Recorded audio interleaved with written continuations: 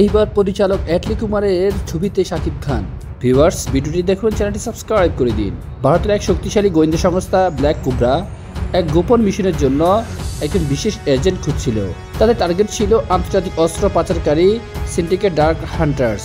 এই চক্রের মূল হোতা ছিল দুর্ধর্ষ অপরাধী রাজীব সেন, যার বিরুদ্ধে ভারত ও বাংলাদেশের নিরাপত্তা সংস্থাগুলো বহুদিন ধরে লড়াই করছে।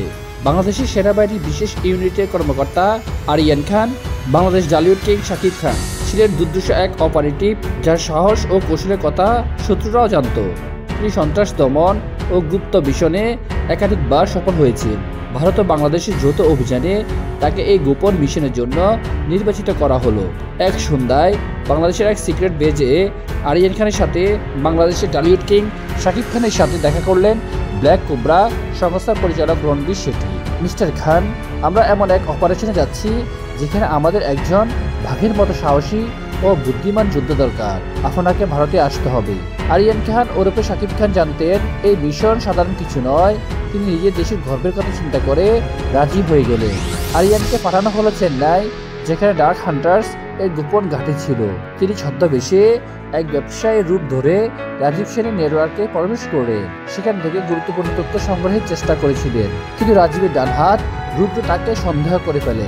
এক রাতে এক প্রাসাদম বিল্ডিংয়ের গোপন বৈঠক চলছিল। আরিয়ান তার ফেসবুকের মাধ্যমে ব্ল্যাক কোবরার সদর দপ্তরে খবর পাঠালেন।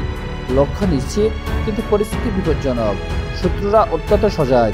ঠিক তখনই রুদ্র তার পেছনে বন্দুক তাক করলো। তুমি আসলে কে? শাকিব খান দ্রুত বাদিকে কাত হয়ে রুদ্রের হাত থেকে বন্দুক করে নেয়। মুহূর্তের মধ্যে শুরু হলো তুমুল লড়াই। একে একে শত্রুরা আক্রমণ করতে থাকলো, কিন্তু আরিয়ান অপ্রতিরোধ্য। ঘরের ভেতরে তীব্র গোলাগুলি ও হাতাহাতি চলল। এক পর্যায়ে রাজীব সেন পালানোর চেষ্টা করলো, কিন্তু আরিয়ান তার পথ রোধ করলো। Game over. রাজীব।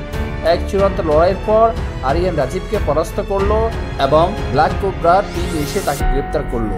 অপারেশন সফল হলো। ভারত ও বাংলাদেশের গোয়েন্দা সংস্থা উভয়ই এই মিশনের জন্য আরিয়ান খান অর্থাৎ শাকিব খানকে সম্মান জানালো। সংবাদ মাধ্যমে শিরোনাম এলো অপারেশন টাইগার, এক বাঙালি হিরো সাহসী অভিযান। আরিয়ান খান জানতেন তার কাজ শেষ হয়নি। দেশের জন্য লড়াই চালিয়ে যেতে হবে, কারণ সত্যিকারের নায়করা কখনো থেমে থাকে না। পরিচালক অ্যাটলি কুমার এই ছবির জন্য শাকিব খানকে বাছাই করে। এই জন্য শাকিব খানকে অনেক পরিশ্রম করতে হয়। পরিচালক অ্যাটলি কুমার তার প্রতিটি ছবিতে বেশ সফল হয়। আশা করি শাকিব খানকে নিয়েও তার এই ছবি অত্যন্ত সফল হবে। ভিউয়ার্স, আপনাদের কি অভিমত তা অবশ্যই কমেন্ট সেকশনে পাঠিয়ে দিন। পরবর্তী আপডেট পেতে আমাদের সাথেই থাকুন, চ্যানেলটি সাবস্ক্রাইব করে দিন। ধন্যবাদ।